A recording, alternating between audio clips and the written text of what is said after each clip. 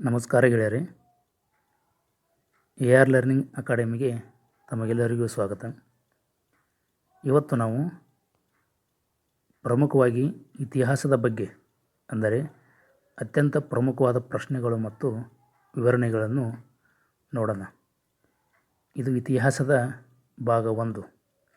ಇದರಲ್ಲಿ ನಾವು ಪ್ರಮುಖವಾಗಿ 10 ಪ್ರಶ್ನೆಗಳ ಬಗ್ಗೆ ತಿಳಿದುಕೊಳ್ಳೋಣ.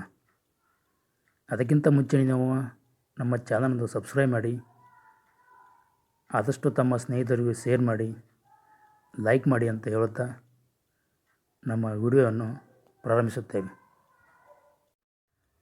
ಪ್ರಶ್ನೆ 1. ಹರ್ಷವರ್ಧನನ ಆಳ್ವಿಕೆಯಲ್ಲಿ ಭಾರತಕ್ಕೆ ಭೇಟಿ ನೀಡಿದ ಚೀನಿ ಯಾತ್ರಿಕ ಯಾರು? ಸರಿಯಾದ ಉತ್ತರ ಹುಯೆನ್ ಸಾಂಗ್. ಅದೇ ರೀತಿಯಾಗಿ 2ನೇ ದೇವರಾಯನ ಆಸ್ಥಾನಕ್ಕೆ ಪರ್ಷಿಯಾದ ಅಬ್ದುಲ್ ರಜಾಕ್ ಭೇಟಿ ನೀಡಿದ್ದನು. 2ನೇ ಚಂದ್ರಗುಪ್ತನ ಆಸ್ಥಾನಕ್ಕೆ ಪಾಹಿಯಾನ್ ಭೇಟಿ ನೀಡಿದ್ದರು. ಇಲ್ಲಿ ನಾವು ಪ್ರಮುಖವಾಗಿ ನೋಡುವುದೆಂದರೆ ಹರ್ಷವರ್ಧನ ಆಳ್ವಿಕೆಯಲ್ಲಿ ಬಂದಂತಹ ಚೀನಿ ಯಾತ್ರಿಕ ಹುಯೆನ್ ಸಾಂಗ್, 2ನೇ ದೇವರಾಯನ ಆಡಳಿತ ಅವಧಿಯಲ್ಲಿ ಬಂದಂತಹ ಪರ್ಷಿಯಾದ ಯಾತ್ರಿಕ ಅಬ್ದುಲ್ ರಜಾಕ್, 2ನೇ ಚಂದ್ರಗುಪ್ತನ ಆಡಳಿತದ ಅವಧಿಯಲ್ಲಿ ಬಂದಂತಹ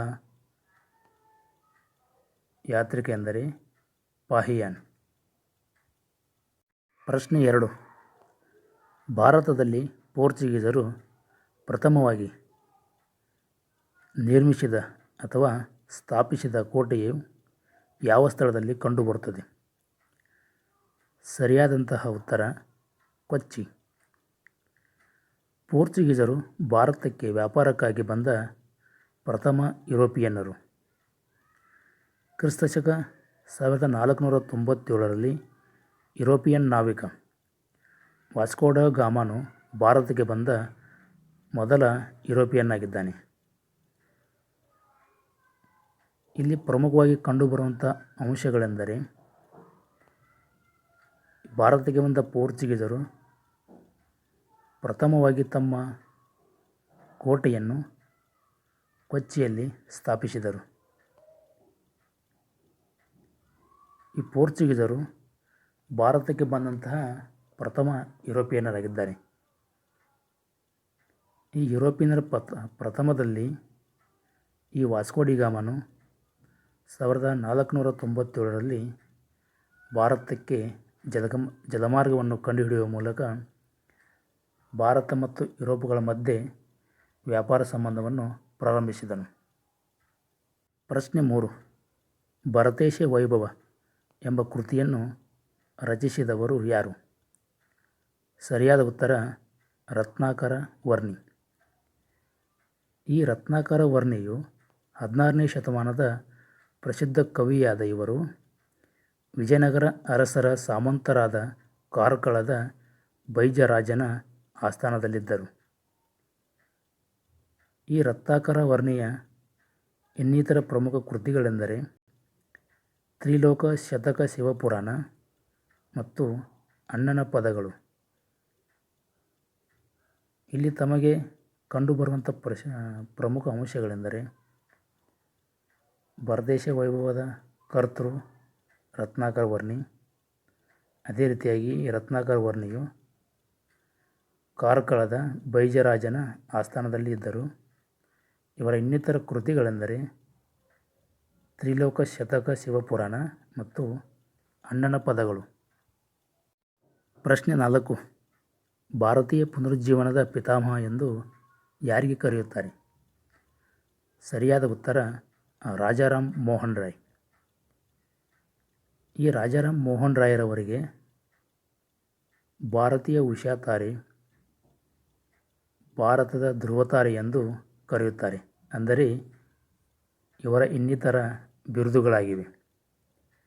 ಕ್ರಿಸ್ತಶಕ 1814ರಲ್ಲಿ ಅಂದರೆ 1814ರಲ್ಲಿ ಆತ್ಮೀಯ ಸಭಾವನ್ನು ಕಲ್ಕತ್ತಾದಲ್ಲಿ ಸ್ಥಾಪಿಸಿದರು. ಅದೇ ರೀತಿಯಾಗಿ 1828ರಲ್ಲಿ ಪ್ರಮುಖವಾದ ಸಮಾಜ ಬ್ರಹ್ಮ ಸಮಾಜವನ್ನು ಕೂಡ ಸ್ಥಾಪಿಸಿದರು. ಪ್ರಶ್ನೆ 5. ದೆಹಲಿ ಸುಲ್ತಾನರುಗಳ ರಾಜ್ಯವಂಶದ ಕ್ರಮವನ್ನು ತಿಳಿಸಿ. ಅಂದರೆ ಈ ದೆಹಲಿಯನ್ನು ಆಳಿದಂತಹ ಪ್ರಮುಖ 5 ರಾಜವಂಶಗಳು ಸರಿಯಾದ ಕಾಲಾನುಕ್ರಮವನ್ನು ತಿಳಿಯೋಣ. ಮೊದಲನೆಯದಾಗಿ ಬರುವಂತಹ ರಾಜ್ಯವಂಶ ಗುಲಾಮಿ ಸಂತತಿ. ಈ ಗುಲಾಮಿ ಸಂತತಿಯು ಕ್ರಿಸ್ತಶಕ 1206ರಿಂದ 1290ರವರೆಗೆ ಇವರ ಆಡಳಿತಾವಧಿ. ಎರಡನೆಯದಾಗಿ ಖಿಲ್ಜಿ ಸಂತತಿ. ಈ ಖಿಲ್ಜಿ ಸಂತತಿಯು ಕ್ರಿಸ್ತಶಕ 1290ರಿಂದ 1320ರವರೆಗೆ. ಮೂರನೆಯದಾಗಿ ತುಘಲಕ್ ಸಂತತಿ.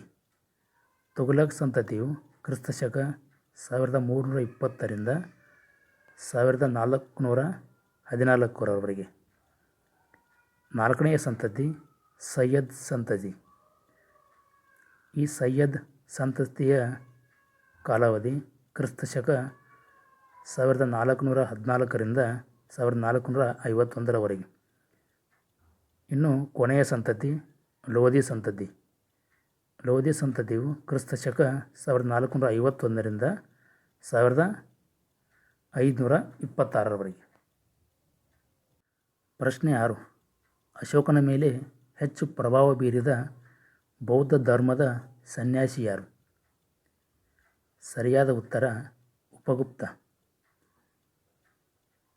ಅಶೋಕನು ಮೌರ್ಯ ಸಾಮ್ರಾಜ್ಯದ ಪ್ರಸಿದ್ಧ ದೊರೆಯಾಗಿದ್ದು ದೇವನಾಮಪ್ರಿಯ ಮತ್ತು ಪ್ರಿಯದರ್ಶಿ ಎಂಬ 2 ಪ್ರಮುಖವಾದ ಬಿರುದುಗಳನ್ನು ಅಶೋಕನು ಹೊಂದಿದ್ದನು. ಈ ಉಪಗುಪ್ತನ ಪ್ರಭಾವದಿಂದಾಗಿ ಅಶೋಕನು ಬೌದ್ಧ ಧರ್ಮವನ್ನು ಸ್ವೀಕರಿಸಿದನು. ಪರೀಕ್ಷಾ ದೃಷ್ಟಿಯಿಂದ ಇಲ್ಲಿ ಕಂಡುಬರುವಂಥ ಪ್ರಮುಖ ಅಂಶಗಳೆಂದರೆ ಉಪಗುಪ್ತನ ಪ್ರಭಾವದಿಂದಾಗಿ ಅಶೋಕನು ಬೌದ್ಧ ಧರ್ಮವನ್ನು ಸ್ವೀಕರಿಸಿದನು. ಅದೇ ರೀತಿಯಾಗಿ ದೇವನಾಮಪ್ರಿಯ ಮತ್ತು ಪ್ರಿಯದರ್ಶಿ ಎಂಬ 2 ಪ್ರಮುಖ ಬಿರುದುಗಳು ಅಶೋಕನಿಗೆ ಇದ್ದವು. ಪ್ರಶ್ನೆ 7. ರೈತವಾರಿ ಪದ್ಧತಿಯನ್ನು ಜಾರಿಗೆ ತಂದ ಗವರ್ನರ್ ಯಾರು? ಸರಿಯಾದ ಉತ್ತರ ಥಾಮಸ್ ಮನ್ರೋ.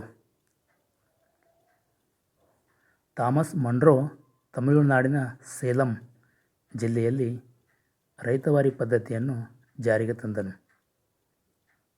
ಅದೇ ರೀತಿಯಾಗಿ ಜಮೀನ್ದಾರಿ ಪದ್ಧತಿಯನ್ನು ಲಾರ್ಡ್ ಕಾರ್ನ್ವಾಲಿಸ್ ಜಾರಿಗೆ ತಂದರು.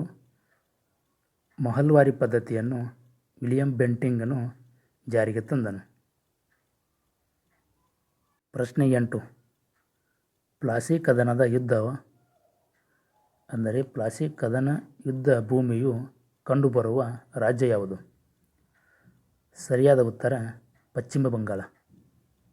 ಈ ಪ್ಲಾಸಿ ಕದನವು ನಮ್ಮ ಇತಿಹಾಸದಲ್ಲಿ ಕಂಡುಬರುವಂಥ ಪ್ರಮುಖ ಯುದ್ಧಗಳಲ್ಲಿ ಒಂದಾಗಿದೆ. ಈ ಪ್ಲಾಸಿ ಕದನವು 1757 ಜೂನ್ 23ರಂದು ಬಂಗಾಳದ ನವಾಬ್ ಸಿರಾಜುದ್ದೌಲ ಮತ್ತು ಬ್ರಿಟಿಷರ ರಾಬರ್ಟ್ ಕ್ಲೈವರ ಮಧ್ಯೆ ನಡೆಯಿತು. ಮೀರ್ ಜಾಫರ್ನ ಮೋಸದಿಂದಾಗಿ ಸಿರಾಜುದ್ದೌಲ ಯುದ್ಧದಲ್ಲಿ ಸೋತು ರಾಬರ್ಟ್ ಕ್ಲೈವನಿಗೆ ಗೆಲುವು ಸಿಕ್ಕಿತು. ಇಲ್ಲಿ ಪ್ರಮುಖವಾದ ಅಂಶಗಳೆಂದರೆ ಪ್ಲಾಸಿ ಕದನ ನಡೆದ ರಾಜ್ಯವೆಂದರೆ ಪಶ್ಚಿಮ ಬಂಗಾಳದಲ್ಲಿ ಕಂಡುಬರುವಂಥ ಪ್ಲಾಸಿ. ಈ ಪ್ಲಾಸಿ ಯುದ್ಧವು 1757 ಜೂನ್ 23ರಂದು ನಡೆಯಿತು. ಯಾರ್ಯಾರ ಮಧ್ಯೆ ಅಂದರೆ ಬಂಗಾಳದ ನವಾಬ ಸಿರಾಜುದ್ದೌಲ ಮತ್ತು ರಾಬರ್ಟ್ ಕ್ಲೈವ್. ಗೆದ್ದಿದ್ದು ರಾಬರ್ಟ್ ಕ್ಲೈವ್. ಪ್ರಶ್ನೆ 9. ಜೈನ ದೇವಾಲಯದ ನಗರವೆಂದು ಯಾವ ನಗರವನ್ನು ಕರೆಯುತ್ತಾರೆ? ಸರಿಯಾದಂಥ ಉತ್ತರ ಗಿರ್ನಾರ್ ಅಂದರೆ ಗುಜರಾತಿನ ಗಿರ್ನಾರ್. ಈ ಗುಜರಾತ್ ರಾಜ್ಯದ ಸೌರಾಷ್ಟ್ರ ವಿಭಾಗದ ದಕ್ಷಿಣ ಭಾಗದಲ್ಲಿರುವ ಮುಖ್ಯ ಪರ್ವತವಾಗಿದೆ. 400 ವರ್ಷಗಳ ಕಾಲ ಗಿರ್ನಾರ್ ಪ್ರದೇಶ ಮೊಹಮ್ಮದೀಯರ ಆಳ್ವಿಕೆಗೆ ಒಳಪಟ್ಟಿತ್ತು. ಪ್ರಶ್ನೆ 10. ಕರ್ನಾಟಕದ ಯಾವ ಜಿಲ್ಲೆಯನ್ನು ಕಾಲ್ದಳದ ತೊಟ್ಟಿಲು ಎಂದು ಕರೆಯುತ್ತಾರೆ. ಸರಿಯಾದ ಉತ್ತರ ಬೆಳಗಾವಿ. ಬೆಳಗಾವಿಯನ್ನು ಕರ್ನಾಟಕದ ಎರಡನೆಯ ರಾಜಧಾನಿಯೂ ಎಂದು ಕೂಡ ಕರೆಯುತ್ತಾರೆ. ಅಂದರೆ ಬೆಂಗಳೂರಿನ ನಂತರ ಈ ಬೆಳಗಾವಿಯನ್ನು ಕರ್ನಾಟಕದ ರಾಜಧಾನಿ ಎಂದು ಕರೆಯುತ್ತಾರೆ. ಈ ಬೆಳಗಾವಿಯಲ್ಲಿ ಕನ್ನಡವು ಆಡಳಿತದ ಭಾಷೆಯಾಗಿದ್ದು ಮರಾಠಿ ಮತ್ತು ಹಿಂದಿ ಇಲ್ಲಿನ ಪ್ರಮುಖ ಭಾಷೆಗಳಾಗಿವೆ. ಇಲ್ಲಿ ತಮಗೆ ಕಂಡುಬರುವಂಥ ಪ್ರಮುಖ ಅಂಶಗಳೆಂದರೆ ಕರ್ನಾಟಕದ ಕಾಲ್ದಳದ ತೊಟ್ಟಿಲು ಎಂದು ಬೆಳಗಾವಿ ಜಿಲ್ಲೆಯನ್ನು ಕರೆಯುತ್ತಾರೆ. ಈ ಬೆಳಗಾವಿ ಜಿಲ್ಲೆಯಲ್ಲಿ ಕನ್ನಡ ಭಾಷೆಯು ಆಡಳಿತ ಭಾಷೆಯಾಗಿದ್ದು ಮರಾಠಿ ಮತ್ತು ಹಿಂದಿಯು ಪ್ರಮುಖ ಭಾಷೆಗಳಾಗಿವೆ. ಧನ್ಯವಾದಗಳು ಗೆಳೆಯರೆ.